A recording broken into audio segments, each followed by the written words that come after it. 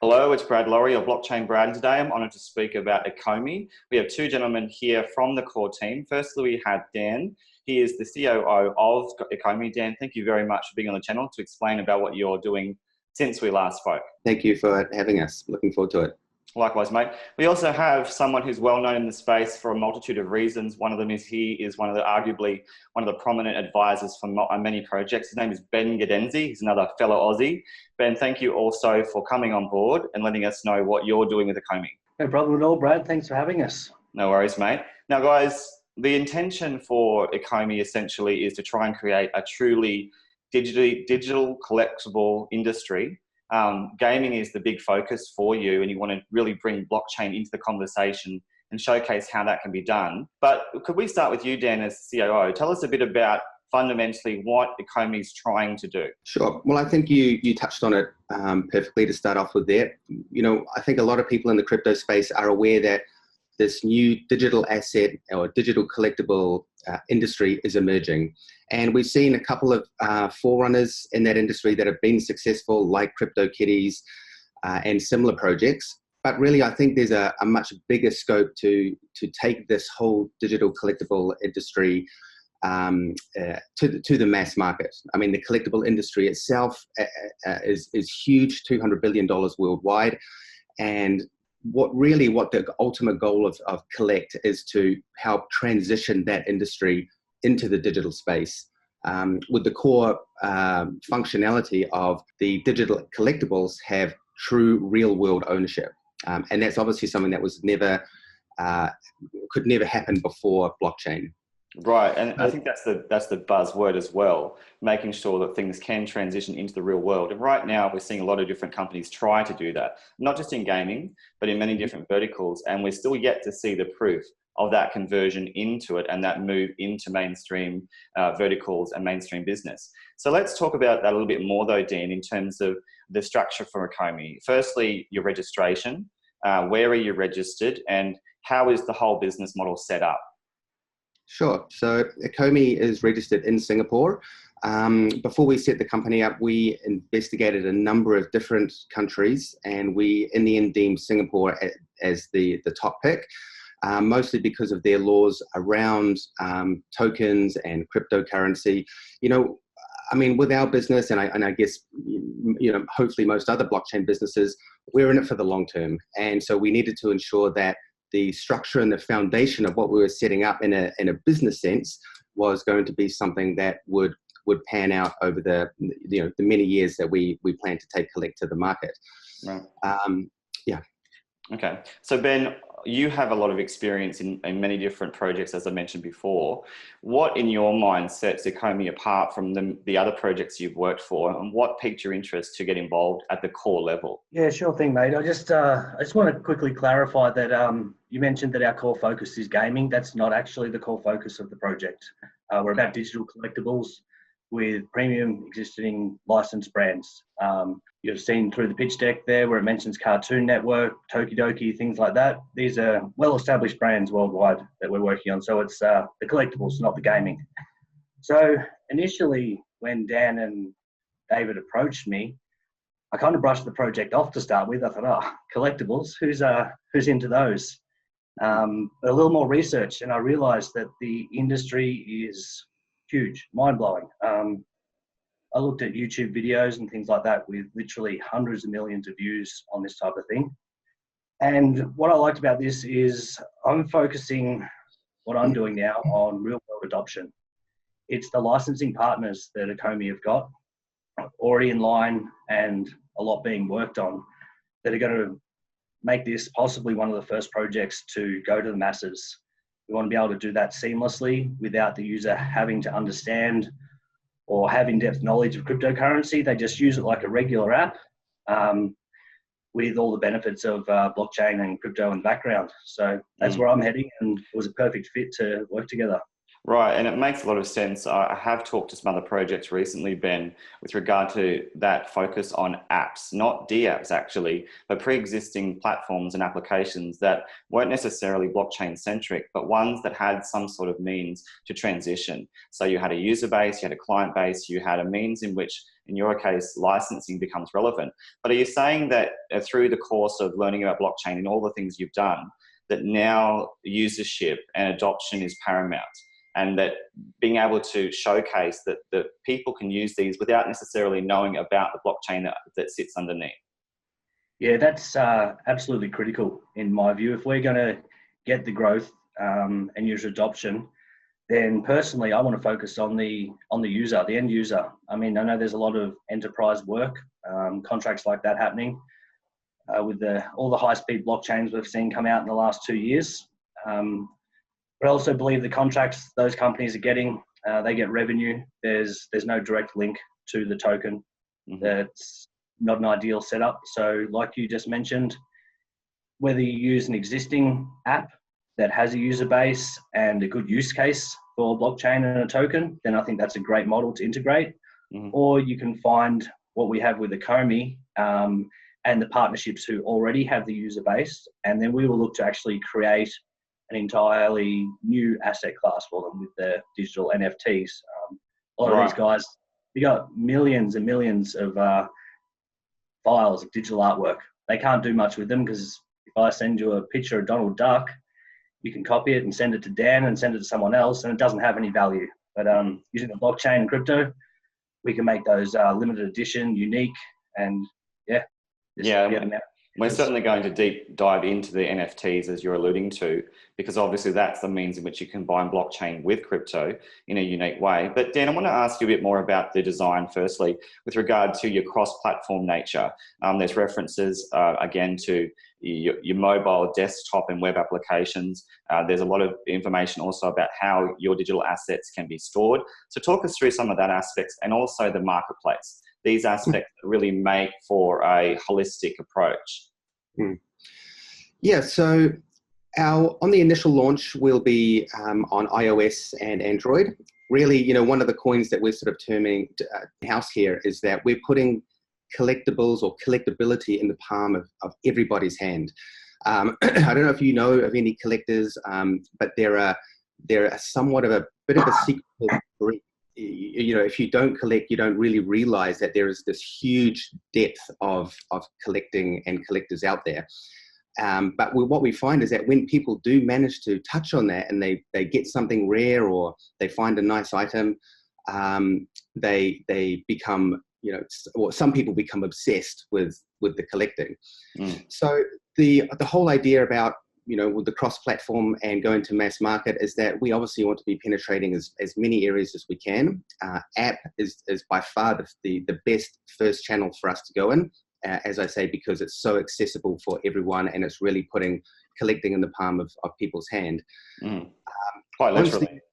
Yeah, exactly, literally, yeah. And that's exciting. You could be sitting at work and you could be trading, your digital collectibles alongside of your cryptocurrencies. And it's not just people who in crypto who can do that. It'll be anybody in the mass market, as Ben was alluding to before.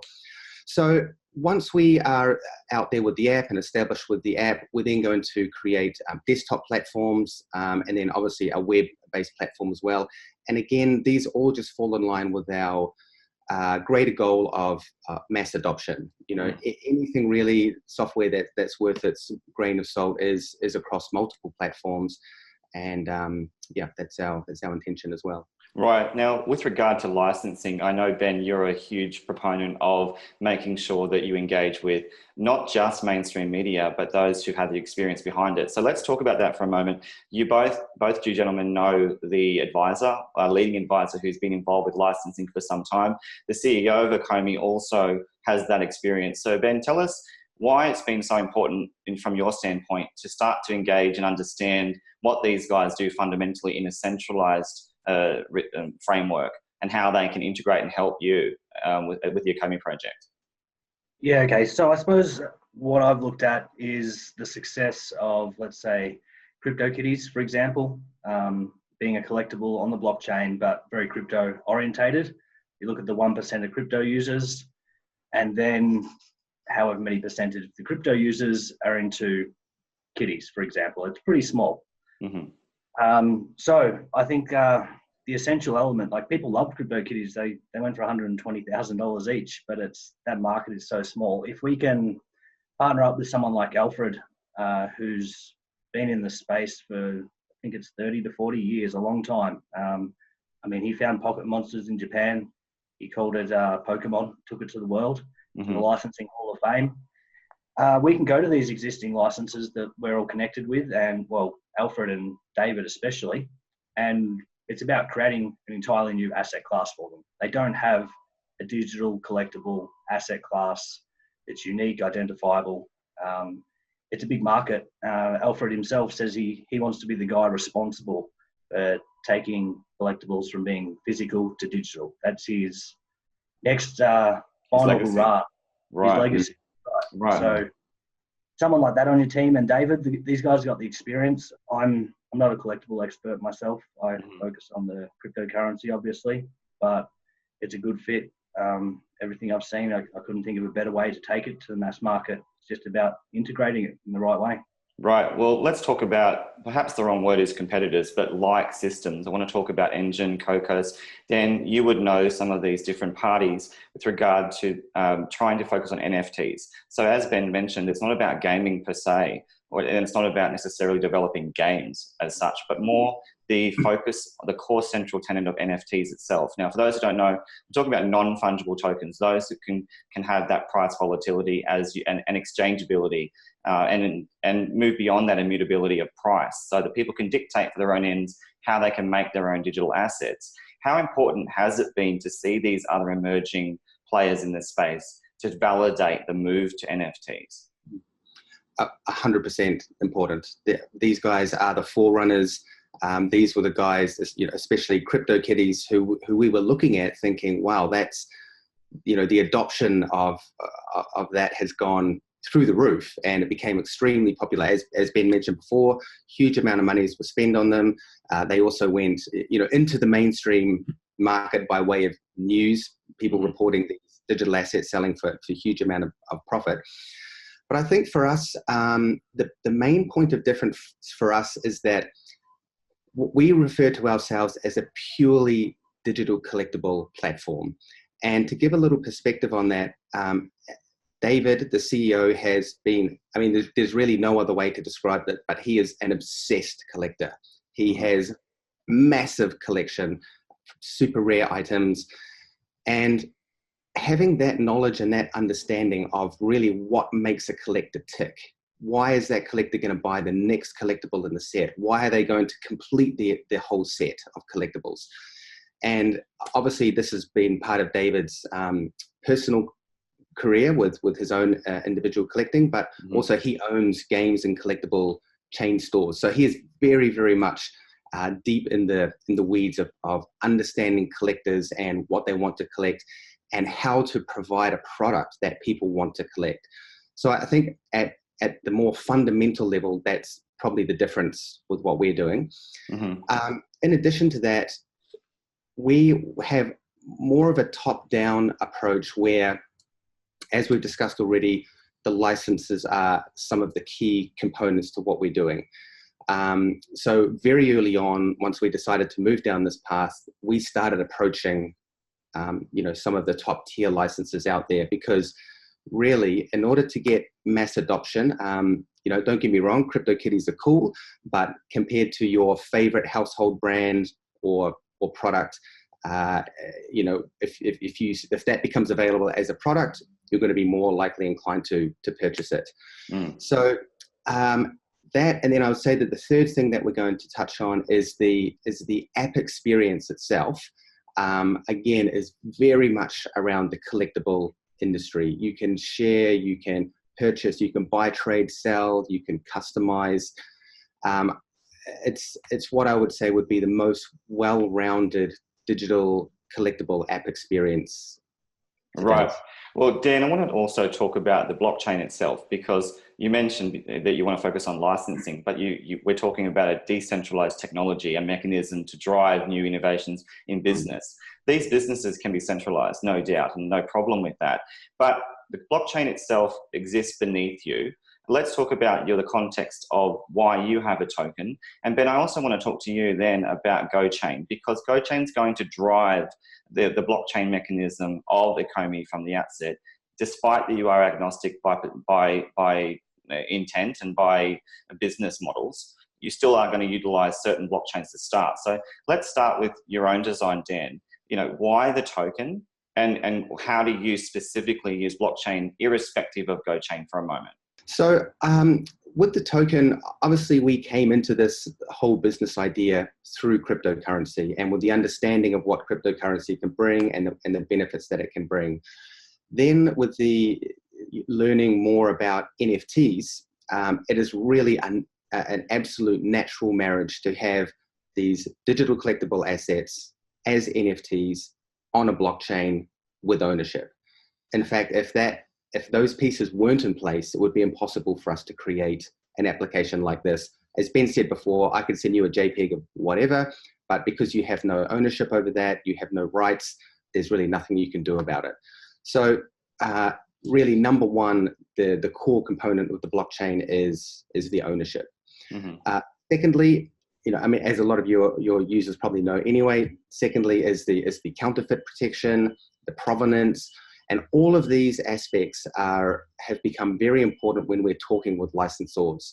And a lot of the licensors, originally were quite sort of skeptical about what we were doing, and it has required probably a good 12 months of meetings back and forth to help them understand how the blockchain works, how we're using it to protect their assets, because as soon as we say digital, they're like, oh, it's going to be copied, right. Counterfeit. They're extremely afraid of counterfeit. So that at the core level, that is the use of blockchain for this project. Okay. Now, Ben, you know a lot about GoChain. My understanding is you're the advisor for GoChain. Can you talk us through why there's this connection between Ecomi? Because obviously, me as a researcher and an educator in the space, I noticed it very quickly.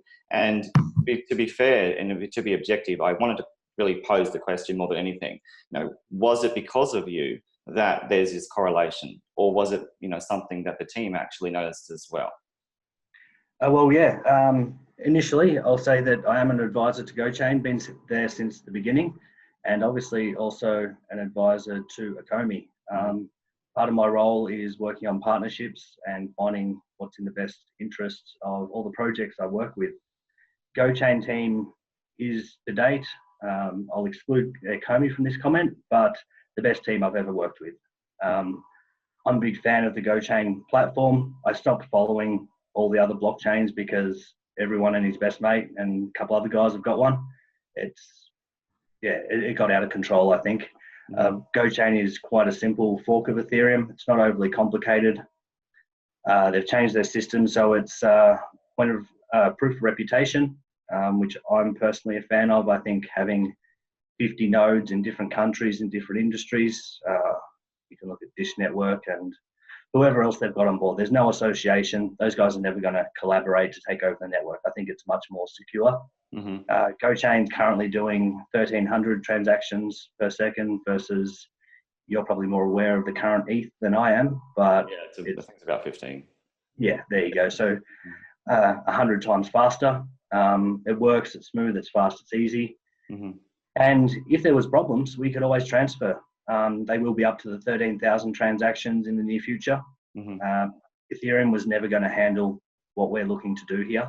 Mm-hmm. Hopefully, as we go, GoChain will be able to keep up. And if it can't, we will happily look at other options. But at this stage, it was the best fit.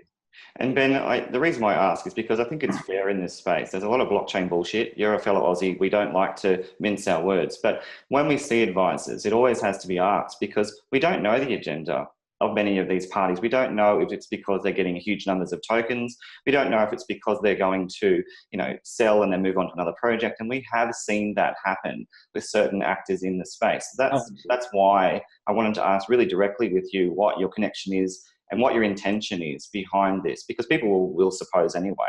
No, Oh, they will, no doubt. Yeah, I've worked with GoChain. I've been paid by GoChain, and I'm have no issues with that. If I thought there was a better option for Ecomi to start on, I would put that forward because I'm with the Ecomi team full time now. got it. Okay, What's going to be best? Yeah, and Ben, on that note, let's talk about the agnostic nature of Ecomi, because you mentioned that you would support in the future the prospect of onboarding other blockchains, because GoChain, from my understanding, is not necessarily the only option. So Dan, talk us through that. There's a built-in standard just for GoChain in the way you've structured it, but does that mean that it's the only option? I think just to touch on a few things first about GoChain, just to clear anybody's view out there. When Ben came to us, there was a number of different options that he presented us. And, you know, both David and myself, you know, we've been in business for a long time, and really, you know, we did our own extensive due diligence on all of the platforms available to us. Mm-hmm. Yeah, the chains available to us. And in the end, you know, as Ben mentioned, you know, there are a ton of different blockchains out there that we could have used. But for me personally, what it came down to was the team at Blockchain. Jason, Travis, Adam, the community guy, like these guys are very, very high caliber. And for us, coming into the blockchain space, granted a bit later than most people, David and I have been in it for about 2 years. That was a huge, important factor for us, that the people in there, we know that we could trust them, that they're not going to just fold and take the token and do this and do that. Mm-hmm. You know, we met numerous times in person. We had many conversations, and in the end, it really comes down to the team, because that tech can be produced by a number of different people. So, sorry, just remind me what the actual question was. So that's fine. So I appreciate your explanation. Now, given that you've decided to go with GoChain first, you've explained your own perspective from the team. It wasn't just about Ben's position, but again, you are agnostic by definition, by technology, by the licensing.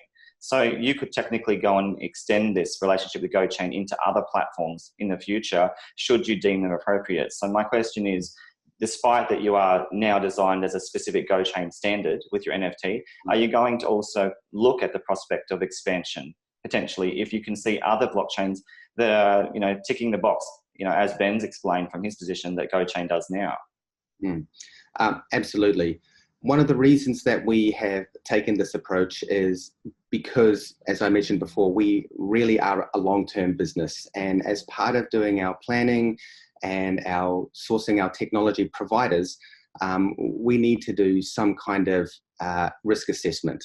And part of that risk assessment is knowing and understanding that blockchains can literally come and go. And that would have posed a huge issue for us if we had been siloed with one particular chain. So with regard to the agnostic side, we've really done it for two reasons. Number one is to be risk averse in the future, in case whatever happens. We don't want anything to happen to the platform, and we need that flexibility to be able to shift if we need to. And number two is that, as I mentioned earlier, this whole digital collectible space is emerging, and there's bound to be people out there, you know, whether they're individual brands or whether they are people who might approach us or we approach, that are going to have different standards in the future as this technology and industry evolves. So for us, you know, with our goal of wanting to be the number one platform out there for digital collectibles, or the Netflix for digital collectibles, it's very important that we don't silo ourselves into a box to say, hey, you know, if you want to come on with us, you have to be like this. Right. And obviously for those who support your utility as well, that's imperative, especially given, and we'll discuss more about the nature of the raise and what's been changed since then, but it is important because they want to know that you're going to have that flexibility as you build this platform, as you build what you can do. Now, I want to talk to you, Ben, about this, because you've done a lot of work on this since you became involved directly with the raise. You changed the metrics quite considerably. So let's start with what you did, Ben. What was your findings? What was your experience when you arrived into the Ecomi scene, given that you have had so much involvement at that level with other projects as well? Yeah, no worries, mate. Initially, when we came across the team it was July, I think, last year, started working on theories. It was mid-bear market. Everything was going downhill. We all got carried away, myself, you, every other investor, and we invested in things that we probably shouldn't have. Yep. There was a lot of hype and we all made mistakes. And I had to start looking at the projects that were all going downhill and why this was happening. I was focused on a way to change that. All these guys that raised January, February, there's too much money around. Huge discounts for VCs, different levels of investors, got different tiers, different prices, different peggings on their ETH price. I personally saw that as one of the major downfalls. Is a VC comes in with a 50% discount, he sells half his SAF to a retailer guy down the road at 1.5x. He's made his money back, and now he also probably has unlocked terms depending on how early they were. A lot of seed guys were unlocked. That was different vesting. Yeah, I mean, as Aussies, we could just call them blockchain bastards, really, because let's get real. It's just another way of affirming injustice, because if you trust the system, you want to also make sure things are fair. That's what blockchain's supposed to be. But what you're saying is just simply true. There was a lot of hierarchy built in. There was a lot of access from the early entry. So the earlier you were in, the better deal you got. But again, it wasn't about the blockchain. It was about money. It was about getting out as quickly as possible.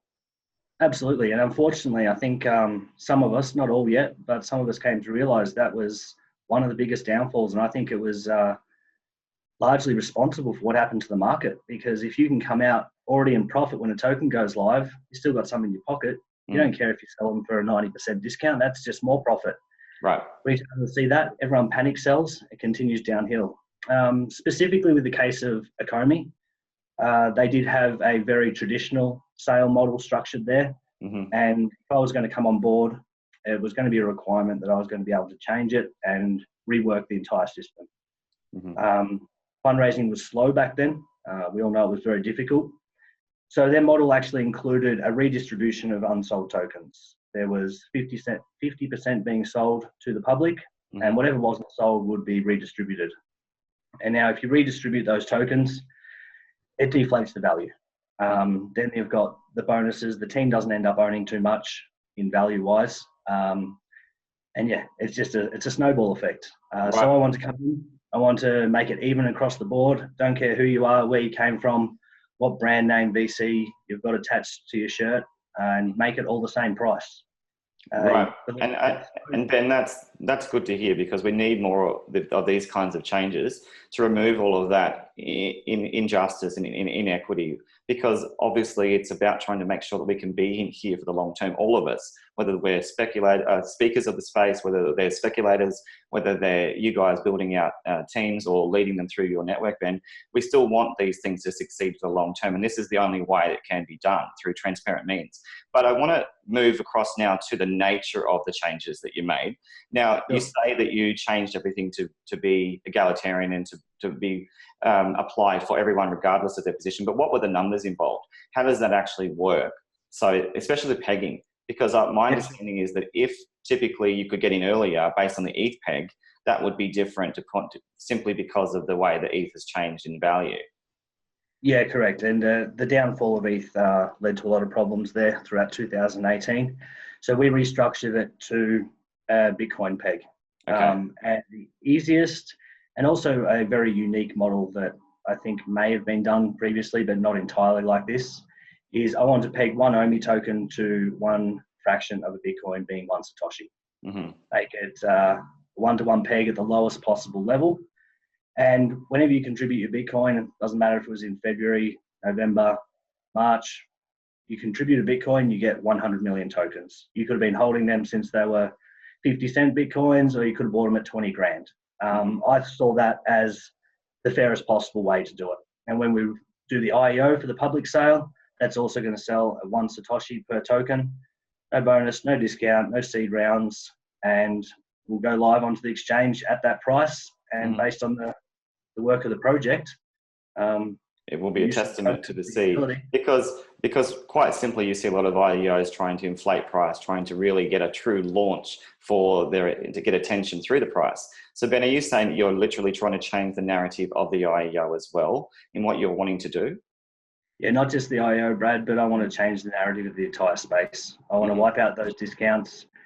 I want to wipe out the vesting as well. I used to believe in it, but we all can grow up and realize things weren't what we thought they were. I know exchanges now are demanding ludicrous lockups, not for themselves, but usually for the private sale investors. We see tokens coming out with a 3% supply, and there's only one reason for that, and that's artificial inflation. They want to pump it. They want people to talk about this exchange or that exchange. It went 25x, but that's not a reflection of the company and what they're actually producing. Right.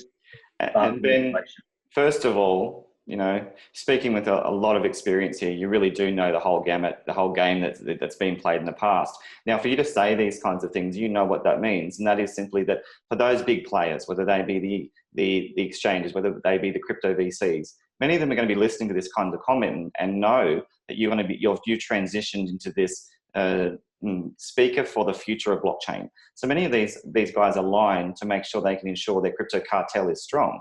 Are you concerned at all that you're a minority now in this space, and that you're trying to change this and hopefully to transition to something of a majority? No, I'm not worried at all, Brad. I got into this space to help people I know initially, and that kind of grew out pretty quickly to meet new investors and things like that. And I've seen a lot of people make a lot of money and lose a lot of money, myself included. So I'm here to make a change. There's going to be people that don't like it. There's going to be FUD. There'll be truth. There'll be lies, whatever you want to call it. It doesn't matter. But I believe with the project I've partnered with, the Ecomi obviously, and their business model and what we've integrated on the token side, I believe this can actually look to change the future of how things are done. I could be wrong, but I'm prepared to give it a damn good go. And in 6 months' time, if Ecomi is successful the way we believe it will be, the market could be going down. We'll continue to go in the right direction, and people are going to look back at this and go, hang on, the guy we used to FUD and hate on, he's actually got a pretty good model and could change the standard, hopefully. Well, Ben, I appreciate, again, the way in which you're speaking, because there's just no bullshit. I can tell from what you're saying that you really do want to change the game. Now, let's explore this a little bit more with regard to the Ecomi token with you, Dan, for a moment. Ben's made a lot of changes that arguably are very proactive. But when you first started to work on this, what was your intention? I need to ask you this because, as Ben said, the token model was different. So what were you hoping to do when you first started, when you had the previous setup, as opposed to now? What have you learned from getting Ben on board to literally change the game? I think the biggest learning is just the way that Ben has refined the whole token metric to be much more in line with the whole digital collectible NFT blockchain space. Previously, the token metrics were, they were okay. As Ben mentioned, they were fairly traditional. But I think the model that we have now, and what we've discussed internally anyway, is a format and a model that can be applied to future businesses who want to look at some kind of tokenomics or token metric to underpin their business. For us, it's slightly easier because we are directly working with NFTs in the digital space. But yeah, the whole sort of ecosystem that's been set up now is a lot more pure than what it was previously. Right, that makes sense. Now, Holochain, for example, they've done something interesting. They've established what's known as a price floor.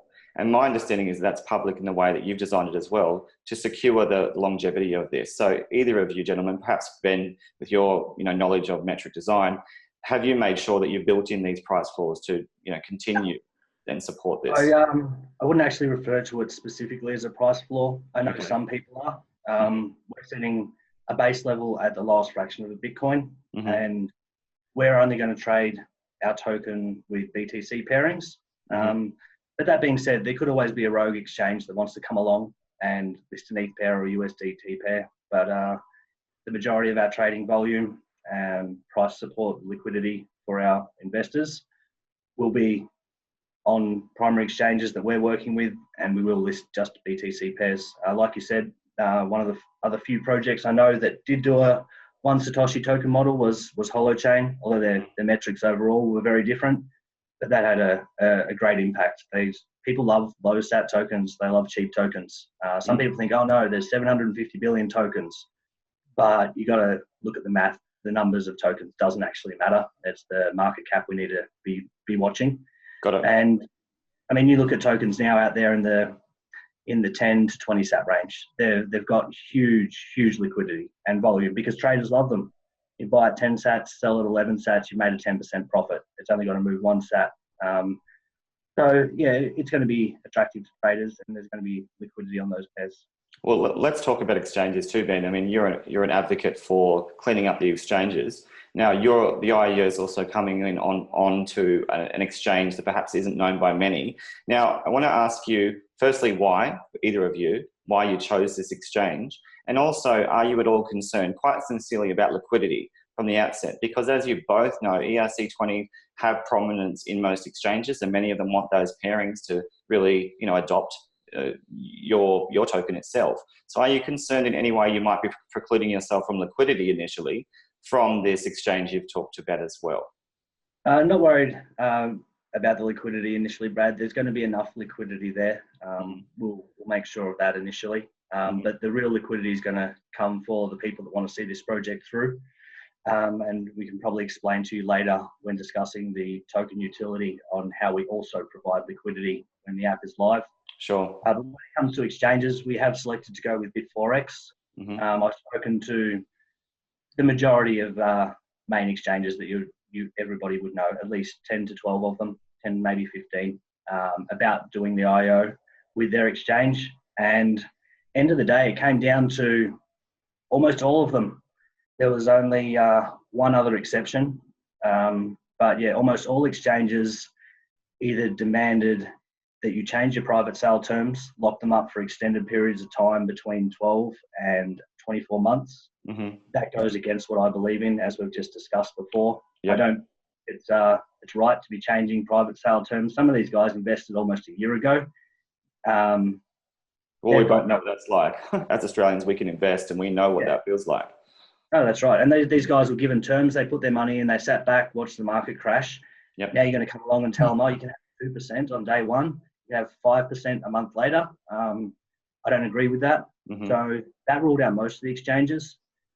Then the vast majority of them as well also want a large token supply for themselves. So you go ahead and 2% liquidity on day one, but the exchange has got all those tokens and they want it pumped. They'll do their own market making, and end of the day, they'll make the money. Right. So let's talk about Bit4x then. Obviously, you had a good conversation with them. What were the big ticker items for them that really made you decide to advocate for them with the Ecomi team? Sure thing. That they were easy to talk to, easy to get along with. They responded quickly. Conversations, phone calls. Most guys are pretty slow. There's also a long waiting list for IEOs. They're the current hype, so you're looking at 3 to 6 months. After a few conversations, they were happy to move us to the front of the line. They liked the project.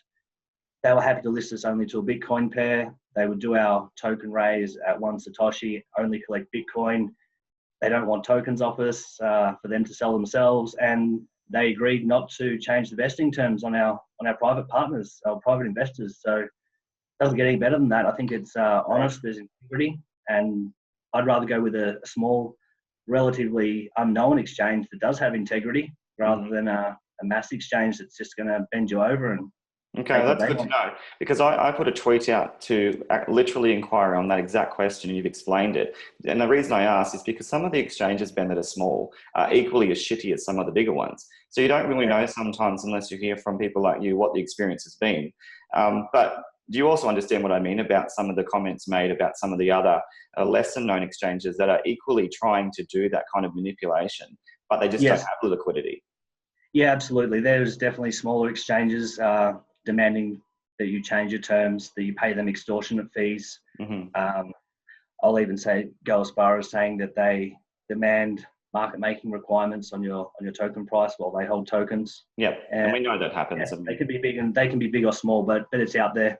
Mm-hmm. And like I said, I just liked Bit4X based on their integrity, and the liquidity from our project is going to come from the long-term development of a viable product. Got it. Okay, well, thank you again for your transparency there. I appreciate it. Now, one of the things I did want to ask you both is with regard to the team. I had a look through. One of the things I have to be honest about, I was surprised at the relatively limited technology experience from the core team. Have I missed something there, Dan? Are there members of the team that are really savvy engineers that are, currently building out the Ecomi tech, or is it truly an entrepreneurial focus that what the team's trying to do? Our team is weighted 80% in terms of developers. Okay. We have, obviously, our CTO, Michael. He was previously headed up the blockchain initiative at KPMG here in Taiwan, so he's very well versed. And then when he joined the team, he also pulled a couple of key people from his team who were looking at other opportunities in the space such as this. So in terms of the blockchain tech, I feel that we're fully adequate. Okay. And the reality is that we're a flexible and growing team. Right now, I would probably say 80% of the development team is very focused on app development. And then there's the AR functionality side. So yeah, I think our team is spread in a diversity that we need right now. Right. Now, what about with regard to one of the most complicated things to talk about, and Ben, this is going to be a tough one, and that is the token economic modeling. And that's where we talk about how on earth does that particular token value correlate with the growth of Ecomi. It is really something that hasn't been achieved or evidenced in almost any blockchain to date. But you've come up with a novel idea of burning via the token structure. So Ben, can you talk us through why that model is going to be important? I know Engine's doing something similar to affect the supply. So would you like to know specifically about the burning side or the overall utility? If you could talk us through the burning side, mate, between the standard, that Go standard that's being used and the actual token itself of Ecomi. I understand there's something happening there to affect the supply to ensure that you have that long-term. As far as you're talking there with regards to burning, I'll just clarify what's going to happen. As you come into the app, regular app store, it's easy for the user. They just use their iTunes account. They see a little dragon that they really want to buy. It's $9. So they say, yeah, I'll buy this dragon for $9. We don't want them to confuse them too much. And they'll put in their card. Now on the back end, this is where the tech team will take care of it. But on the back end, at $9 will purchase tokens directly out of our reserve. It's actually facilitating a purchase from the exchange. But we have a currency token reserve on the spot just so it's instant. Okay. We purchase those tokens out, expenses get dispersed, and then it facilitates the buy from the exchange. So that money is going back in to make sure the token has value. Now that token, get your, say, 20,000 OMI tokens on the back end again, and they then get exchanged for the Dragon Go 721 NFT that you want to add to your collection. So the 721 gets converted over into your name, all the blockchain benefits, of course, and those Go 20 tokens, they're technically, in my mind, they're used. You've used them and you've exchanged them for a 721. You've literally done a swap. So they're no good anymore. They've been used. They are now a 721 NFT. So they get sent off to a zero address, zero contract, where they're not used again. And technically that would take them out of the system. Got it. And that's going to affect the supply. That's where I'm alluding to it, because that's the imperative. This is part of that crypto economic modeling that technically can work in terms of longitudinally reducing that supply because of use. Yeah, that's right. It's an actual utility of a token. You're using it to exchange it for a 721, and therefore it's discarded because you don't need it anymore. It's been used.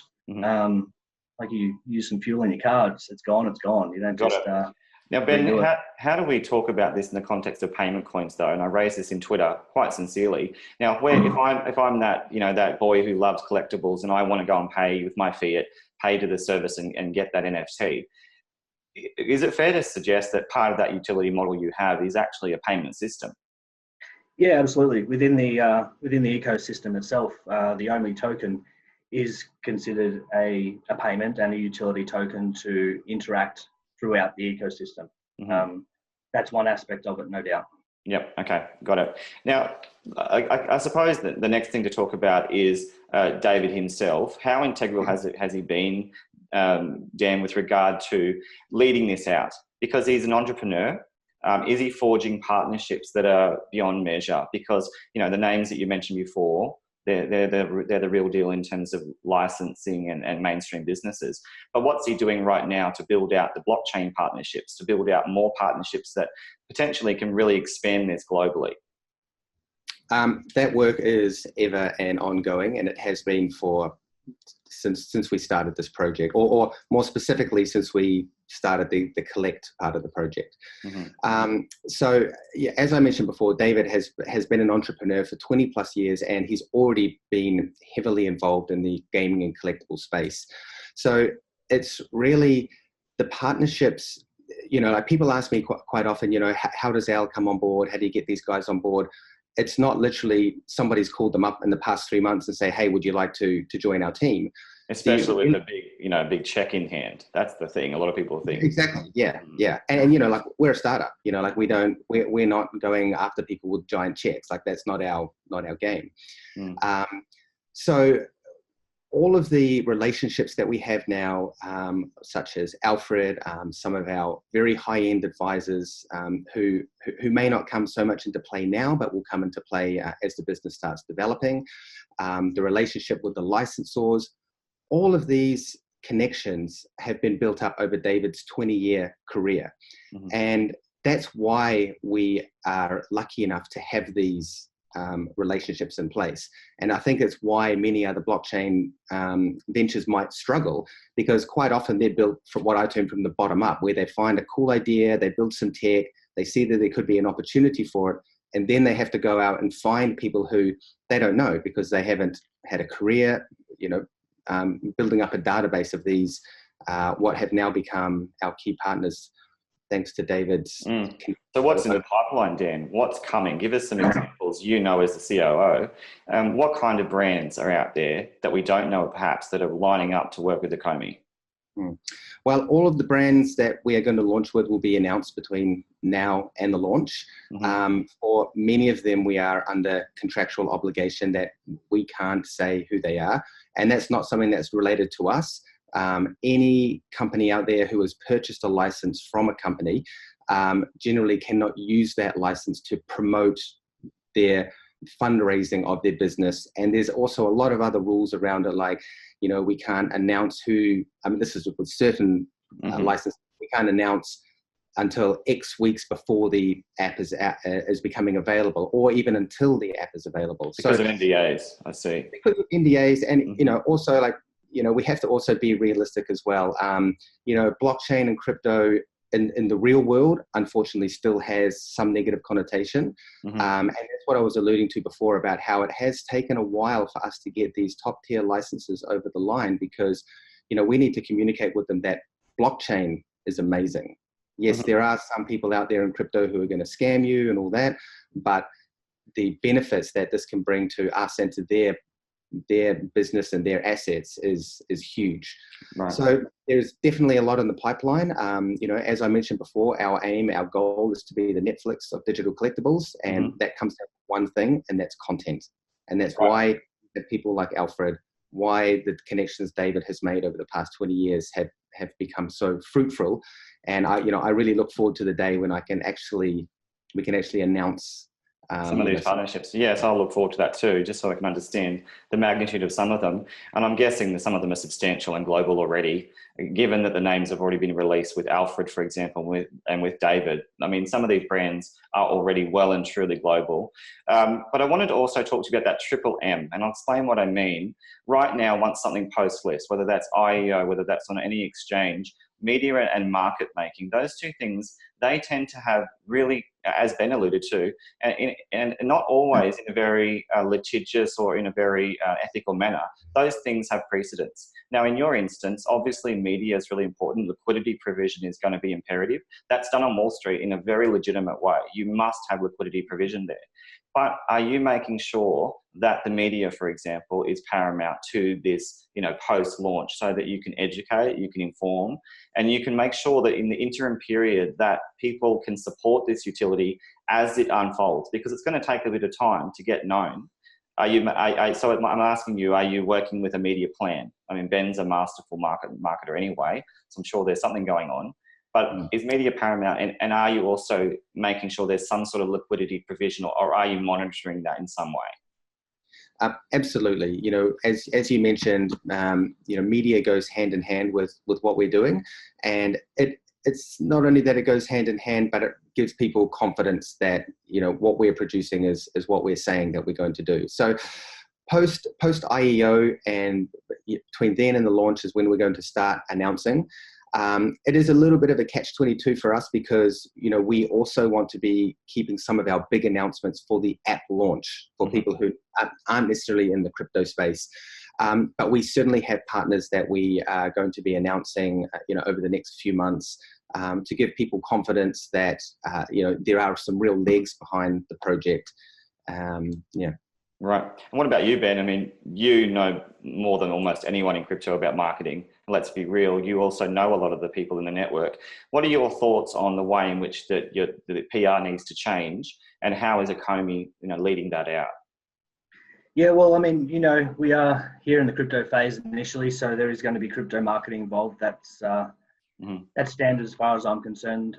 Projects need to be known about, so we go out there and people talk about them and show off little snapshots of the app or the demo dragon. Yep. But once we move through that initial IEO phase, then we want to start focusing. We want to build our crypto community, but we want to start focusing on the existing communities from the real world brands. And yeah, media is going to be critical. Absolutely. Got it. Ben, I want to ask you directly, and I've never had a chance to ask someone this who's had the role before in many instances, but do you think that sometimes the crypto marketing aspect is a bit inflated, or a lot inflated? Because obviously, me being in the space of crypto education, I see that. I see prices even to be far in excess of the typical amounts that you'd pay in mainstream media. So does it ever concern you of this capitalization from the influencer side, because it's such a new market? Yeah, look, crypto is expensive for marketing, no doubt. And I guess that's because it's such a small and niche industry. Marketing, influencer marketing, whatever you want to call it, it's everywhere. It's worldwide, whatever industry you're in. I used to be in the supplement game, and we used influencers, and so did everybody else. It's very big in that market. I don't think there's much difference to crypto. I think it's all very much the same. The only major difference is it's a smaller market, a smaller niche. There's only a handful of, let's say, crypto influencers versus fitness influencers. So they can at charge this stage, they can charge more because that makes a lot of sense. The projects want exposure. Hey, I'm available. I got 100,000 fans, and oh, cool, I like your project, but it's going to cost you. Got it. But Ben, what about when they don't do the research and they don't look and they just take the money and promote shit? Yeah, well, I don't believe in that. That's like someone going out and promoting isogenics, because basically it's a lot of crap. But as long as they get paid, they'll do it. So there's no difference here either. So how do we clean this? The project. So Ben, how do we clean this space up? How do we clean the space up so we represent good projects and we encourage and espouse this kind of transition? Well, I think we did a lot of weeding out during 2018. There's two ways to look at the marketing there. I think a lot of guys did believe in projects, and they promoted what they believed in, what they invested in. So there's nothing wrong with that. But they also lost money on it. So then you've got guys like you just mentioned who are promoting anything and everything. They don't care what it is. They may not even read the deck or the white paper. Like, yeah, give me a couple of $1,000 and I'll say it's good. Yeah. I want to see those guys gone. Likewise, that's why I wanted to be frank with you, because I knew you'd answer that pretty directly. Now, getting back to Ecomi for a moment, I want to talk to you, Dan, about the roadmap, because obviously there's some key milestones that you plan beyond the IEO. What are some of them that you really want to mention today that are really important as you build, this year? I think the key one for your users will be that when the app launches, we are going to be inviting a very select group of people. And that's going to be, they're going to be invite only. They're going to be people who are, you know, in the real world media and in the crypto media, as well as a large pool of either the crypto public or the general public. And the advantage of getting into this sort of trial period, so to speak, is that we will be creating some very limited edition digital collectibles from the brands we have on board now. Mm-hmm. These will be similar to what's going to come out when we actually launch the app, but they're called, what's known as a trial collectible. In the collectible world, let's say an artist makes a small statue or a small sculpture. They might make 15 or 20 of them to begin with. That's what's referred to as an artist proof. And generally, it won't be numbered. It'll have a special certificate of authenticity. And because these are the very first ones that have made it out there, they generally retain significantly more value because of this fact. So during this trial period, where for us as a company, we're going to be using it to really gather a lot of data on, you know, how many collectibles are people buying? How many sets are they completing? What type of products are they buying? And in return, the users who are invited into this platform have the opportunity to get their hands on what could potentially be very valuable collectibles coming up in the future. Right, that's quite a pragmatic approach. It also allows people to experiment and get potential value out of it. Have you thought more, Dan, also about the inherent risks with the unleashing of this in terms of scalability and pressure on the blockchain? Because CryptoKitties was an interesting test at the time and it was a complete failure in terms of bottlenecks. So have you done stress tests? Have you done a lot of the due diligence in terms of your team? You mentioned 80% of them are dev-centric. So have they made sure that they're ready to utilize the blockchain to start to experiment at this kind of scale that you're needing? Because as Ben knows, we need immense scale when we're talking about global movement into mass adoption arena for blockchain. Yeah. Well, that was one of the reasons we did partner with GoChain, because even right now, you know, their TPS is very good, and in the future, it's going to be a lot higher. Mm-hmm. But you've really addressed one of the key risk factors that we addressed moving into this business, which is the reality is blockchains out there now literally cannot handle a mass market. No. And you know, I mean, I have a lot of faith in this project, so we're obviously hoping for thousands, hundreds of thousands, if not millions of users down the line. Mm-hmm. And it's very important that the system doesn't break. That's going to be terrible for everybody. Mm-hmm. So in these early stages, we've actually adopted more of a hybrid approach where we are using blockchain for all its advantages now, mm-hmm. but we are also using traditional solutions to ensure that we aren't going to be bottlenecked by any of the technology that's out there. Right. Okay. Well, that's good to know. Now, I wanted to finish off and ask you a couple of things about your community engagement. Before we do, there was a claim made that I read in some of your, I think it was your white paper or in your pitch deck, and it says that this huge global market is about to enter the digital realm, and with ownership of digital collectibles recorded on the blockchain. And it went on to say that you want to be leading that industry. Do you feel like you're already doing that by, you know, having these connections, these licenses? Are you potentially going to be the leading representative of this kind of industry for the future? Well, that is 100% our goal. Mm-hmm. Okay, so to do it well, Ben's explained the marketing strategy. What about the community engagement though? How are you going to get the crypto community and the devs, more importantly, I would argue this is one of the most crucial things, to develop and use not just GoChain, but develop apps that can be supported through Ecomi? Well, I mean, we actually don't have a need or demand for any developers. So developers won't be able to create anything on our platform. You know, okay. we create the product that we think is the best for the collectible market, mm-hmm. And then we produce that as an app. What about though getting devs into your team? Are you considering that? Getting more devs to build internally, to build out the apps or enhance the app that you do have? Yeah, I mean, hiring and resources is a key thing for any company, but I don't believe that we'll have any issues bringing on anybody else. You know, number one, we have a great project. It's, you know, potentially one of the first that's going to go wide mass mass market. Mm-hmm. And, you know, our CTO is probably one of the best recruiters that I've ever worked with in the tech space. So to me, it's finding resources or the team or the skill set we need is not really an issue. Right. Now, Ben, Asia, I want to talk to you about this. Now, Asia is the predominant marketplace when it comes to collectibles. Certainly the CEO knows that, and I would imagine Alfred too. So what's being done to build out this community engagement and this awareness of the collectible connection, that intractable notion that these new tokenized economies can facilitate a digitized collectability asset? How are you spreading the word through Asia, where often, just like we see crypto casinos emerge in this love affair with you know, playing games, they also do tend to like collecting things more so than most parts of the globe. Oh, absolutely. I mean, we have found everyone worldwide is quite impressed by the demos they've seen so far, but the Asian community, when you physically show them your phone and an AR demo, they can't believe it. They love it. And obviously heavily focused into crypto as well. Mm-hmm. So we do have marketing teams currently working throughout the Korean and other Asian markets. Mm-hmm. And although I can't tell you right now, in a couple of days, you'll see me make a pretty big announcement that's going to open up to the entire Asian crypto community. Okay. That for you. Sorry. Right. Thanks for that, mate. Thanks for not putting it on my channel. Appreciate that. Problem. I want to thank you both. It's been really enlightening to understand all the different facets you're building. Again, this was an entirely free interview for the specific reason that we wanted to find out legitimately what the Ecomi team are doing. And Ben has done something quite rare. As an advisor for many projects in the past, he stepped up to the camera.